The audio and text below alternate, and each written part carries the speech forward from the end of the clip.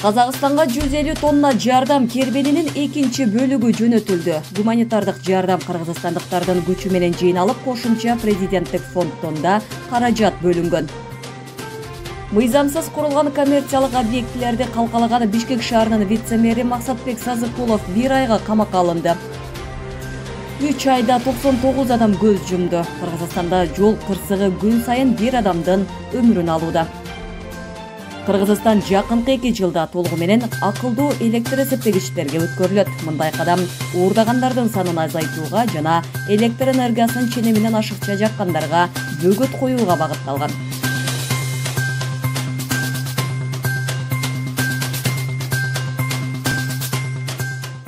Урматтуу Москвадагы мекендештер, Кыргызстанга жүк салууну каалап, бирок кимден жиберүүнү ойлонуп жаткан болсоңуз, биз сиздерге ишенимдүү ишкерди сунуштайбыз. Бул ишкердин аты жөнү Зайырбек Маматкаримов. 12 жылдан бери иш алып барган командасы сиздин аманатка кыянатты кылышпайт. Кыргызстанга салган жүгүңүздү күндүн аптабына же кыштын ызгаарына калтырбастан атайын жүк сактоочу кампасы Бишкек шаары Профсоюз көчөсү 38/1 дарегинде жайгашкан. Жүктү Москванын бардык жеринен өздөрү алып кетет. Алган жүктү Кыргызстандын 7 дубанына жеткирүүнү да кепилдешет. Кыргызстанга жумасына 2 машина жиберилет. Жүк баасы көлөмүнө жараша 500 рубльдан өйдө баланат. Дареги Нижегородское метросу, Перовское шоссе 9, строение 7. Байланыш номерлери +7 926 788 70 70, +7 929 624 63 64. Кыргызстан Казакстандагы селден жабыркагандарга гуманитардык жардамдын экинчи партиясын жөнөттү. 7 оор жүк ташуучунадан турган кербенде өзгөчө кырдаалдар министрлигинин куткаруучулары коштоп кетишкен. Жиберилген гуманитардык жардам кыргызстандыктардын күчү менен жыйналып, ага кошумча президенттин фондунан да каражат бөлүнгөн. Аталган жардам кербени өлкө башчысы Садыр Жапаровдун тапшырмасы менен уюштурулган. Азыркы тапта Боордош казак элинен 4000ден ашуун адамдардын мал жандык үй жайын суу басып, 100 миңге жакын адам эвакуацияланган. Казакстан дээрлик 2 аптадан ашуун вакыттан бери суу каптоонун кесепеттери менен күрөшүп жатат. Учурда суу аталган өлкөнүн 7 облусуна жетип, 4000ден ашуун адамдардын мал жандык үй жайын басып, 100 миңге жакын адам эвакуацияланып, бир катар аймактарында өзгөчө кырдаал жарыяланган.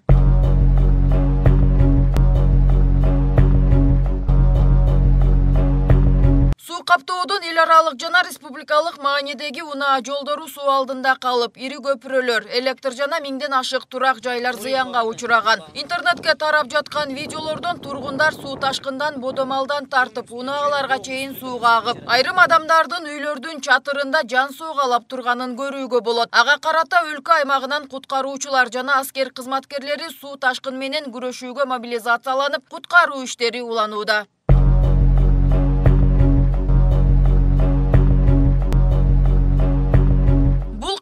Казак элин эле эмес, ар бир көргөн адамды кейитип, коомчулукту байымга салбай койгон жок. Суу каптоодон жапа чегип жаткан Казакстанга колдоо көрсөтүлүшү керектиги Кыргыз парламентинде да көтөрүлгөн. Ошондой эле өлкө башчы Садыр Жапаровдун тапшырмасы менен атайын жардам кербени да уюштурулуп, президенттин фондунан каражат бөлүнгөн. Ал эми 7 оор жүк ташуучу унаадан турган кербендин экинчи бөлүгү өзгөчө кырдаалдар министрлигинин куткаруучуларынын коштоосунда кечээ жолго чыкты. Gelip Жамбыл областында Тараз шаарына түнөдүк. Азыркы саатта, жергиликтүү саат 11:30.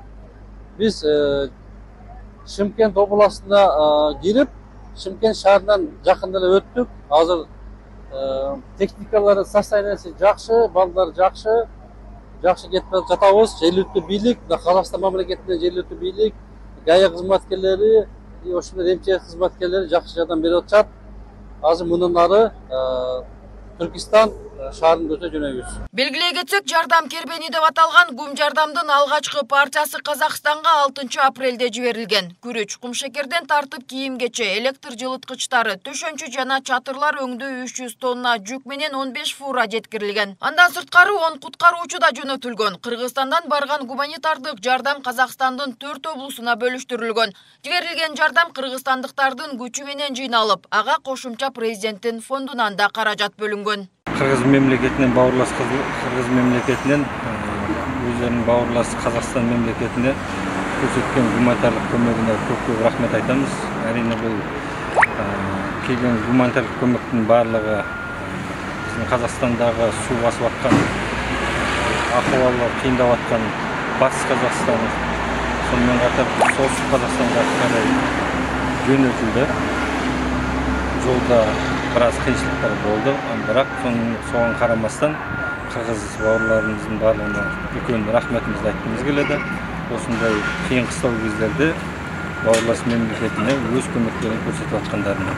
Суу каптоодон учурда Атырау облусунун 48 жаштагы жана анын 24 жаштагы уулунун сөөгү табылган. Буга чейин Кульсары шаарында да 2 адамдын сөөгү табылган болчу. Ал эми Актөбө облусунда 10 жаштагы бала сууга чөгүп кеткен. Абай облусунда болсо 4 кишинин дайыны табылбай жатканы айтылууда. Карагаш айылында болсо 2 киши сууга агып кеткен. Айгыз кыштагынын 47 жаштагы тургуну жана дагы бир 23 жаштагы адамды сел алып кеткени кабарланууда. Учурда Кульсары шаары жана Атырау облусунда суу ташкындын экинчи толкуну болушу ыктымалдыгы айтылууда. Орусиядан агып келген Урал дарыясы ташыйт деген коркунуч дагы бар.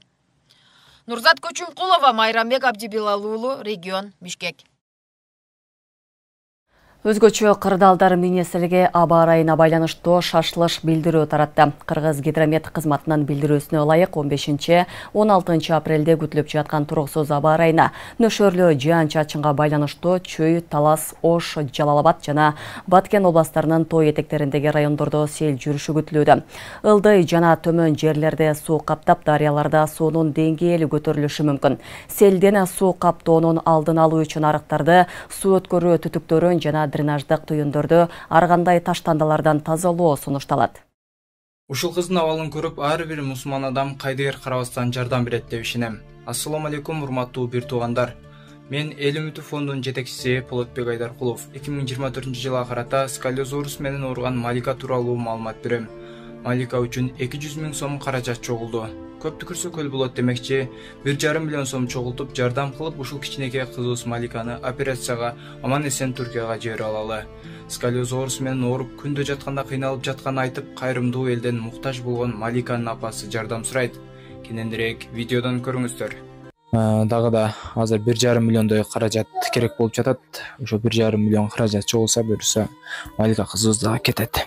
Урматтуу кыргыз элим, барыңыздарга чоң рахмат. Ушуга чейин кылып келген жакшылыктарыңыздарга, соопторуңуздарга, кайрымдуулугуңуздарга сиздердин.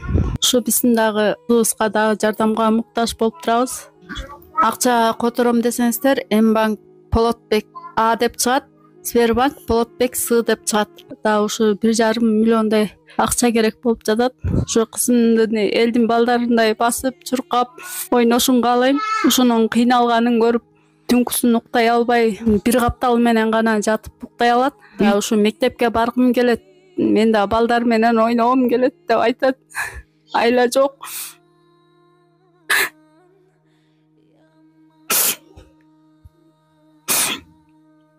Ушу кызыбыздын сакайып, балдардай болуп ойношун каалайбыз. Сиздер которгон ушу аманаттарыңыздарды алдык. Ушу дагы жетишсиз болуп атат.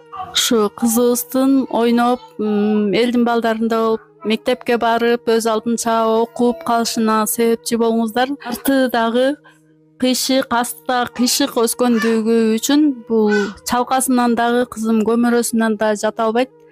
Только бир каптал менен гана жатат. Бул каптал ооруп кетсе, бул капталына оодарып, ушу эки жагы менен алмак салмак жата алат. Түнкүсүн кыйналат, уктай албайт. Бул да ушу эшикке чыгып, балдарды көрүп ойногусу келет. Ушу бизге берген ушу Аллах Тааланын сыноосу экен. Мага жардам берип койгула, силерге разы болсун. Мен да элдин кыздарындай болуп баскым келет, жашагым келет. Улуттук илимдер академиясын ишен жаңы нукка бурабыз. Президент Садыр Жапаров 13 апрелде Улуттук илимдер академиясына пландан тышкары барып, кызматкерлердин иш шарттары менен таанышып, илимий ишмерлер академиянын жетекчилиги менен сүйлөшүп кайткан. Мамлекет башчысы илимий ишмерлер менен баарлашууда алардын көңүлүн мамлекетке жана коомго пайда алып келе турган илимий ачылыштарды жасоого шарттарды түзүү үчүн реформаларды жүргүзүү зарылдыгына бурду. Ал үчүн мамлекет ар тараптуу колдоо көрсөтүүгө даяр экенин өлкө башчысы ачык айткан эле. Бүгүн Кабар маалымат агенттигине маек куруп, академияга кандай максатта баргандыгын ачык айтып берди. Байкасам бир дагы техниканы 100% өзүбүздөн чыгара албайт экенбиз. Заманбап техникаларды айтпай эле коеюн. Илгерки Союз мезгилиндеги жөнөкөй техникаларды 100% өзүбүздөн чыгара албайт экенбиз. Азыркы модалуу сөз менен айтканда, отверточная сборка менен гана алектенет экенбиз. Коңшу мамлекеттер космоско учабыз деп жатышат. Биз болсо велосипед чыгара албайбыз. Ошондуктан Улуттук илимдер академиясын болушунча максималдуу түрдө иштетели деген планыбыз бар. Бизде 39 академик бар экен. Бирок тилекке каршы өзүбүздөн заманбап техниканы 100% чыгара албайбыз. Тагыраагы долбоор жасай албайт экенбиз. Баягы эле китеп жазуу, айыл чарбалык иштерин изилдөө, кен байлыктарды изилдөө сыяктуу майда чүйдө иштер менен алек болушат экен. Бирок биз каржы маселесин чечүүгө аракеттерди көрүп жатабыз го. Башка маселе кайсы багыттарга приоритет берүүгө жөндөмдүүбүз. Ошону академиктер так көрсөтүшсүн. А биз болсо анализдеп көрүп жардам беребиз. Менимче бул багытта өздөрүндө чар жыйынтык орун алып келгендей. Кыскасы, Кыргыз Улуттук илимдер академиясын терең реформалабасак болбой калыптыр. Антпесе бул мекеме бир уч эле окумуштуулардын жабык клубуна айланып алгандай таасир калтырат. Азыр эми академияга бардык шарттарды түзүп берип, академиянын ишин толугу менен жаңы нукка бурабыз, жаңы тапшырмаларды коебуз. Менин максатым ушул.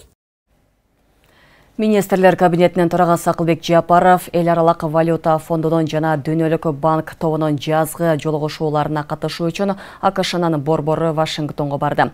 Акылбек Жапаров, Дүйнөлүк банк, эл аралык валюта фонду, USAID, Америка Кыргыз Соода палатасы, Азия инфраструктуралык инвестиция банкы, Азия өнүктүрүү банкы, Европа инвестициялык банкы сыяктуу эл аралык каржы институттарынын жана уюмдардын жетекчилери менен жолугушууларды өткөрөт. Талкууларда негизги темасы гидроэнергетика тармагын өнүктүрүү, атап айтканда камбарата бергесен куруу долбоору, климаттан өзгөрүү маселелери, полярдык жылдыз китебинен билим берүү трансформациясы программасын илгерилетүү болот. Мындан тышкары дүйнөлүк алдыңкы финансылык жана технологиялык корпорациялардын өкүлдөрү менен бир катар жолугушуулар пландалууда. Кыргызстандан тышкы иштер министрлиги Орусиянын борбору Москва шаарында курулуштагы калайман мушташка катышкан мигранттардын арасында Кыргызстандын жарандары жок экенин билдирди. Орусиялык жалпыга маалымдоо каражаттары жазгандай 14 апрелде Москвадагы Метроном курулуш объектисинде өзбекстандык жана тажикстандык мигранттар курулуш материалын талашып уруша кетишкен. Алар эки жаат болуп бири-бирине таш ыргытып, 20 милицияга жеткирилген, мушташтан эч ким катуу жаракат алган эмес. Өзгөчө коркунучтуу кылмышкер катары Интерпол эл аралык кылмыш полициясы тарабынан изделип жаткан чет мамлекеттен жараны Кыргызстандан кармалды. Бул тууралуу УКМК билдирди. Маалыматка караганда УКМК Интерполдун Кыргызстандагы улуттук борбордук бюросу менен биргеликте ыкчам издөө иш-чараларын жүргүзгөн. Аталган чет өлкөлүк жаран өнүккөн өлкөлөрдүн аймагында мыйзамсыз миграцияны уюштуруу жана чет элдик жарандарды мыйзамдаштыруу боюнча адистешкен эл аралык кылмыштуу чөйрөнүн уюштуруучусу болуп саналат деп айтылат маалыматта. Колго түшкөн аял УКМКнын тергөө абагына киргизилди. Кыргызстандан Пакистан менен Бангладештен 64 жараны депортацияланат. Улуттук коопсуздук боюнча мамлекеттик комитет Бишкек шаарында Кыргызстандан миграциялык мыйзамдарын бузуп, мыйзамсыз жүргөн чет өлкөлүк жарандар аныкталганын билдирди. Мекеменин маалыматына ылайык 14 апрелде ыкчам иликтөө иш-чараларынын жүрүшүндө Пакистан жана Бангладештен келген 130дан ашык чет өлкөлүк жаран аныкталып, алардын ичинен 64 адам виза мөөнөтү өтүп кеткени жана каттоосу жок жүргөнү белгилүү болгон. Алар коомдук тамактануучу жайларда, жеткирүү кызматтарында, курулуш жана кийим тигүү тармагында ишке орношуу максатында мыйзамдуу түрдө келишкен. Бирок көбүнүн тиешелүү адистиги жок болгондуктан жана айлыктын аздыгынан көйгөй жаралган. Ушундан улам УКМК менен Ички иштер министрлиги аларга айып пул салып, административдик протоколдорду түздү. Мыйзамга ылайык чет элдиктер келген өлкөлөрүнө депортацияланат. Бул видео жалаң эркектерге, эгерде сиз төшөктө алсыз болуп, калооңуз жок болуп жатса, андан чыгарып бат-бат туалетке барып жатсаңыз, анда сизде простатиттин белгилери. Простатиттин дарысы чакшыр, өтө жакшы жардам берет. Андан тышкары дагы айымдардын бат-бат туалетке барып цистит болуп ооруп аткандарына дагы жакшы жардам берет. Бул чөптөрдөн жасалган жана эркектердин да аялдардын дагы простатитин көтөрөт. Эгер заказ кылам десеңиздер, экранда номерларга байланышыңыздар. Адамдардын организми ысык суук болуп бөлүнөт. Эгерде суук ашынып кетсе, адамдар эмне кылат? Колу буту жылбай үшүп ооруй берет. Ошого баланс кылган иньян гель бул өтө жакшы жардам берет. Колу бутуңуз жылбай жатса, кан айланыңыз жакшырбай жатса, белиңиз, бутуңуз, тамандарыңыз муктап атса, иньян гелди колдонуңуз. Бул жаш өтүп калган адамдардын кан айланысы начар болгондуктан жаш өтүп калган аталарыбызга, апаларыбызга алып берсек, алардын кан айланысы жакшырат дагы, өзүн жакшы сезип, жылуу жүрүп калат. Заказ кылам десеңиздер, экрандагы номерларга байланышыңыздар. Бишкек шаарынын 1 райондук сотунун 13 апрелдеги чечими менен Бишкек шаарынын вице-мэри Максатбек Сазыкулов 1 айга камакка алынды. Ага 11 майга чейин камакка алуу түрүндөгү бөгөт коюу чарасы колдонулду. Бишкектен вице-мэри Максатбек Сазыкулов мыйзамсыз курулган коммерциялык объектилерди калкалаганы үчүн кармалганын УКМК 15 апрелде маалымдады. Ал ишкердик субъектиге негизсиз жана мыйзамсыз жеңилдиктерди берүү боюнча туруктуу коррупциялык схема уюштурууга айыпталууда. Тактап айтканда, шаардын ортосунда коммерциялык объект куруу үчүн муниципалдык жер тилкесин ишкерге берүү боюнча көрсөтмө берген. Аталган жер тилкесинин базар баасы бүгүнкү күндө 200 000 АКШ долларын түзөт. Кылмыш ишинин алкагында вице-мэр жана ишкер кармалып, УКМКнын убактылуу кармоочу жайына киргизилди.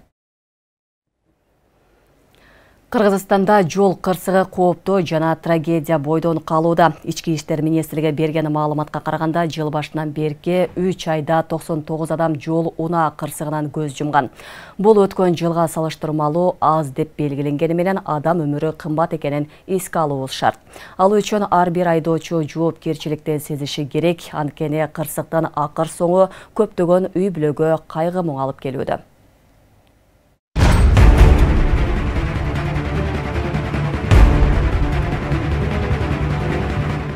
99 адам мерт кетти. Кыргызстанда соңку 3 ай аралыгында авто кырсыктан улам 99 адамдын өмүрү кыйылганы айтылып жатат. Бул башкача айтканда күн сайын бирден адам дал ушул авто кырсыктын курмандыгы болот. Малым болгондой жыл башынан тарта өлкө аймагында 1364 жол унаа кырсыгы катталып, 1965 жаран ар кандай жаракаттарды алышкан. Бул өткөн жылга салыштырмалуу жалпы 8%га аз. Деген менен адам өмүрүнүн кыйылышы чоң трагедия бойдон калууда. Былтыркы жылга салыштырганда асайуу болуп атат, но ошол эле учурда бул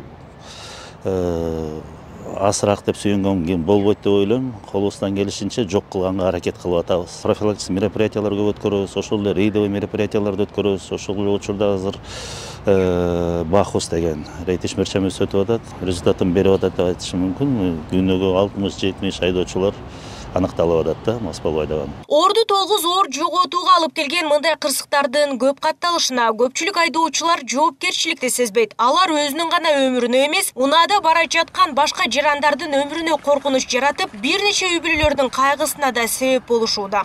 Катуу айдашат, встречный тилкеге чыгышат. Жолдон мына мисалы Ош-Бишкек трассасын алайлык, көп айдоочулар баягы рульда уктап, үлгүрөп айдап жүрөт. Ошолор потенциальный убийцалар. Ошолор убийцалар өзүн өлтүргөнү аз келгенсип еще салондо отурган адамдарды кырып атышат да. Мисалы машинанын салмагы, физика-математика закондору бар. 2 тонналык машина статистикада турганда, катуу айдаганда динамика дейт, 100 менен айдаганда салмагы 10 эсе көтөрүлөт, 20 тонна болот.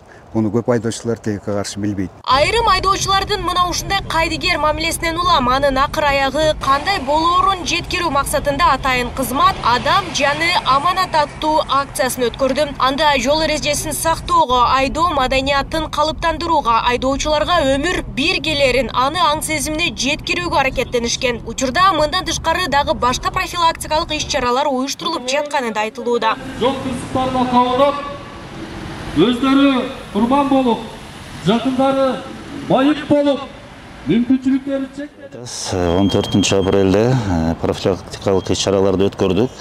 Адамдардын психологиясына жеткизиш үчүн жанагындай эвакуаторлорго жол кырсыгына катышкан автоунааларды оор кесипетинен жүктөп алып, айдап эл көрсүн, жол эреже бузган эмнеге алып келет деген ошол мааниде алып барганбыз. Элге жеткизели деген ой мененчи. Жол унаа кырсыгынын кесепетинен адам өмүрүнөн тышкары калкка финансылык тарабынан да бир топ зыянга учуратары айтпаса да белгилүү. Жаракат алган бир топ жаран чоң суммаларды жумшап дарыланса, талкаланып тамтыгы чыккан унаалардын баасы да арзан эмес. Абдан чоң чыгымдар бар. жанагындай 690 маркумду жерге коюш керек. Кураны бар, кыркы бар, ашы бар, жылдыгы бар. Ошого бир 350 миң сом жөн эле кетет. Андан да көп кетет. Эми 350 миң сомду көбөйтөбүз 690 маркумга. Суммасы 241,5 миллион сом. Не бюджетный средства мына ушундай чоң акчалар кетип атат. Эме талкаланган унаалардын суммасы почти миллиард сом. Канча жарандар жүрөт больницадан чыкпай. Белгилесе өткөн 2023-жылдын февраль айынан тарта жол кырсыктарын алдын алуу максатында Ички иштер министрлиги жол эрежесин бузгандарга карата жазаны катаалдаштырып, айып пулдардын суммасын жогорулаткан. Ал эми мас абалында рулга отургандар 1 жылдан 3 жылга чейин айдоочулук күбөлүктөн ажыратылат. Андан тышкары көзөмөлдү күчөтүү максатында өлкөдө коопсуз шаар долбоору ишке кирип, ири шаарларда көзөмөл камералар иштеп жатат. Нурзада Сыдыкова, Ариет Абдылдаев, регион Бишкек.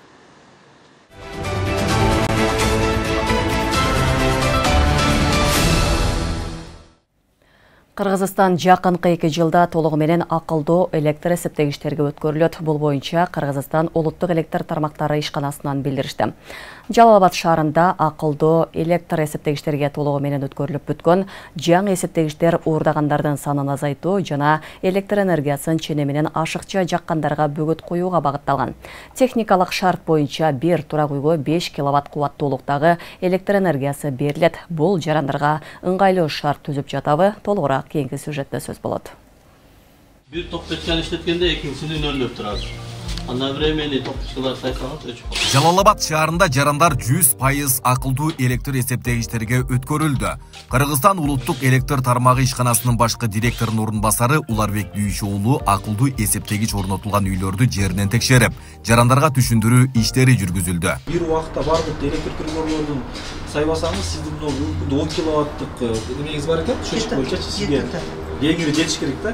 10 киловатт деген бул эсептей келгенде бул өтө эле көп приборлор болот. Жаңы эсептегичтер уурдагандардын санын азайтуу жана электр энергиясын чене менен ашыкча жаккандарга бөгөт коюуга багытталган. Техникалык шарт боюнча бир турак үйгө 5 киловатт кубаттуулуктагы электр энергиясы берилет. Бул үйдөгү электр тогу менен иштөөчү тиричилик буюмдарын бир убакта иштетүүгө жетет. Ал эми акылдуу эсептегичтерде орнотулган үй ээлери электр энергияны бир топ үнөмдөп калдык дешет. Ыңгайлуу экен, мага аябай жакты, себеби өзү эле келип калат экен, түнү саат 1-2 эле баягы оплачивание кылып эле М-банктан төлөп коет экенмин. Ушу киловатт аз бердиңер го, келиндерге жакшы турбайбы? Ой, эконом дегенде ошосу мага жакты. Вообще это мне понравилось, честно говоря, это. Акылдуу эсептегичтер 5 киловаттан ашык кубаттуулукту талап кылган үй жылыткычтарды иштетүүгө жол бербейт. Эгер үйдү жылытууга электр энергиясын колдоном десе, эсептегич жарыкты өзү өчүрүп коет да, энергияны ашыкча талап кылган жабдыктарды өчүрбөйүнчө жарык күйбөйт. Бул өз кезегинде электр жарыгын кардарларга сапаттуу жеткирүүгө да шарт түзөт. Телефон аркылуу сразу төлөп коюп атабыз. Мурун дайым контролдор келип өздөрү айтып дебеме кылчу эле. Анан 5 киловаттан ашып кетсе, өзү автоматически түшүп калат экен. Ыңгайлуу жактары көп вообще. Эми азыркы Кыргызстанда электр энергия баягы эконом жетишпегендигине байланыштуу мен ойлойм, койгон туура эле болгон депчи. Жакшы, жетишет экен. Основном тамакка, кир жуугуч машинага, короче, баягындай керектүү нерсеге жетет да. Белгиленген лимиттен ашыкча электр энергиясы колдонулган болсо, ашыкча каражат кошулбайт. Ошол эле учурда жарык көп колдонулган болсо, акылдуу электр эсептегич светти өзү өчүрүп коет. Ал эми жарандар өздөрү жаккан учурда төлөм кошулат дегенде жалган маалымат экендиги айтылды. Лимиттен ашкан болсо эч кандай көп акча төлөйт деген жери жок. Бүгүнкү күндө биз орнотулган эсептегичтер боюнча мындай маалымат берсем, абонент менен түзүлгөн келишимдин негизинде электр эсептегичтерге ошол кубаттуулуктарды орнотуп бергенбиз. Бул деген нерсе, бул однофазный счетчиктер бүгүнкү күндө 5 киловатта кубаттуулукка баягында уруксат берилген. 5 киловатт сааттык электр энергия бүгүнкү күндө баягында эгерде бир убакта эле бардык приборлорун сайбаса, кеңири жетиш керек. Бүгүнкү күндө андай деле жалоптар жок. Счетчикте уруксат берилген кубаттуулук бар. Эгерде бир заматта приборлору ошол берилген уруксаттан өтүп кеткен болсо, өчүп калган болсо, абонент ошол жерде бир тийиштүү кнопканы басканда кайра электр энергиясы берилет, ага эч кандай кошумча акча каражат алынбайт биз жактанчы. Жалал Абад облусу боюнча жалпы 230 000 абонент бар. Ал эми электр тармактар ишканасы жакынкы 2 жылда өлкөнүн бардык аймактарында акылдуу электр эсептегичтерге өткөрүү пландалган. Мындай кадам көрсөткүчтөрдү автоматтык түрдө жана реалдуу убакытта компаниянын серверине жөнөтүп, электр жабдууларын ашыкча жүктөөдөн сактап, кардарларды аралыктан тейлөөгө мүмкүнчүлүк берет. Айбек Исабеков, Аскар Маматисаков, регион.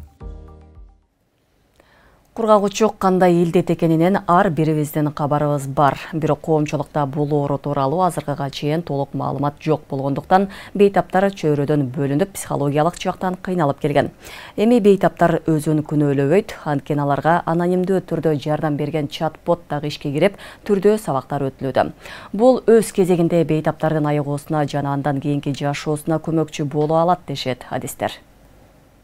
4 ай мурун грипп болуп оорудум эле, үйдө самолечение кылып жата бергенмин. Мындай кадам каарманыбыздын кургагучук илдетине чалдыкканына себеп болуп калган. Ал 2 ай мурда Жалал Абад облустук кургагучукка каршы борборунда дарылануусун баштады. Бул убакыт аралыгында оорукананын алдындагы бейтаптар мектебинен билим алууда. Мында оорулуулар диагнозу жана жоопкерчиликтери тууралуу маалыматтарды ала алышат. Диагнозду укканда аябай чоң стресске кабылдым. Кабыл албай жүрүп, кабыл алышка туура келди. Ден соолукту оңдош керек болду, чыңаш керек болду. Жаттым докторго. Жеңил дем ал долбоору сабагынан мен аябай өзүмө керектүү көп нерселерди, билбеген нерселерди уктум, үйрөндүм. Кандай сакайып кетиш керек, дарыларды кандай ичиш керек, кайсы маалда кандай тамактаныш керек, кандай гигиеналарды сакташ керек үйрөттү.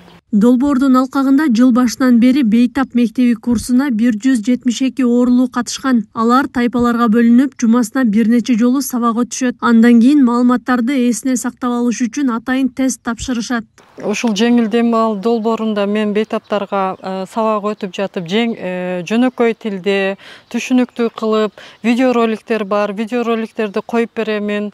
Ошолардын негизинде түшүндүрүүгө аракет жасаймын. Бейтаптардын укуктарын, милдеттерин дагы түшүндүрүп кетемин. Стигма, дискриминация деген болот. Бөлүнүп каламын, мен адам катарынан чыгып калдым деген чөгүүлөр болот. Колдоп, окутуп келебиз сабактарды өтүп. Амбулатордук дарылоого өткөн бейтаптардын психологиялык жардам алуусу дагы жеңилдеди. Анткени алар анонимдүү түрдө Азамат деп аталган чат-ботту пайдаланууну, суроолоруна жооп алууну үйрөндү. Чат-бот ишенимдүү булактардан жана илимий адабияттардан алган маалыматтарды камтыйт. Дарыланганыма эме кылганга мындай пайдалуу кеңештерди алабыз.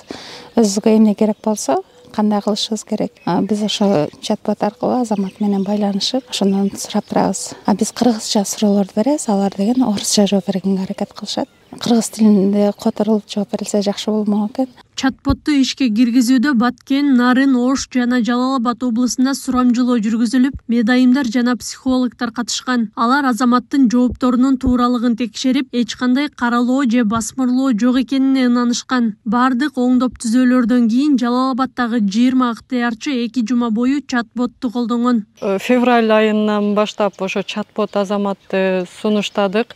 Азамат жооп берет, больнойлор жазат, өз бизге айта албаган суроолорун ошого жазып көрүшөт.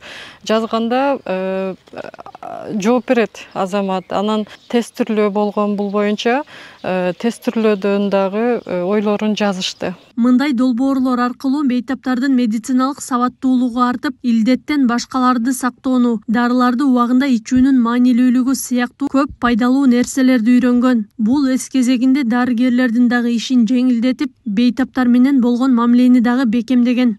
Школа пациентов. Бейтаптар мектеби курсу башталганда адистер ар бир бөлмөдөгү бейтаптар менен сурамжылоо жүргүзүшкөн. Бул өтө кызык болду. Анткени алар медициналык тилдер эмес, жөнөкөй жалпак тилде маалымат беришкен. Таптар ачылып, дарылануудан сырткары жеке маселелери боюнча дагы ар кандай суроо узатышкан. Алар тайпаларда же жекече, чалуу же СМС аркылуу маалымат алып турганга шарт түзүлгөн. Адистер ушундай колдоо көрсөтүп жатып, бейтаптарга мындан аркы жашоосун улантууга чоң дем бере алышты. Бул жакшы долбоор болду. Өткөн жылы облус аймагында 700гө жакын кишиден кургагучук илдети аныкталган. Дарыгерлердин айтымында илдет акыркы жылдары миграцияда жүргөндөрдүн арасында күч алган. Акылай Карабаева, Аскар Маматисаков, регион. Баткенде дүйнөдө сейрек кездешкен кызыл китепке кирген Айгүл гүлү гүл ачты. Президенттен Баткен областындагы өкүлчүлүгүнөн билдиришкендей, буга чейин 2026 жылдын 1 апрелине чейин сейрек кездешүүчү Айгүл гүлүн сактап калуу жана көбөйтүү максатында жарандарга Айгүл тоо жаратылыш корогуна кирүүгө тыюу салынган. Белгилеп кетчү жагдай Айгүл таш корого 2008 жылы Баткен облустук Токой чарба бөлүмүнө өткөрүлүп берилген. 2001 жылы тоонун тескей тарабы тосболор менен тосулган. Мамлекеттик короктун жалпы аянты 254 гектарды түзөт. Ал 1978 жылы коргоого алынып, 2004 жылы гүл Кыргызстандын кызыл китебине кирген. Эскерте кетсек, болгону 10 эле күн гүл ачкан же өтө сейрек кездешкен бул гүлдү көрүү үчүн Кыргызстандын Булуң бурчугунан башка коңшу өлкөлөрдөн атайын туристтер келип көрүп кетишет.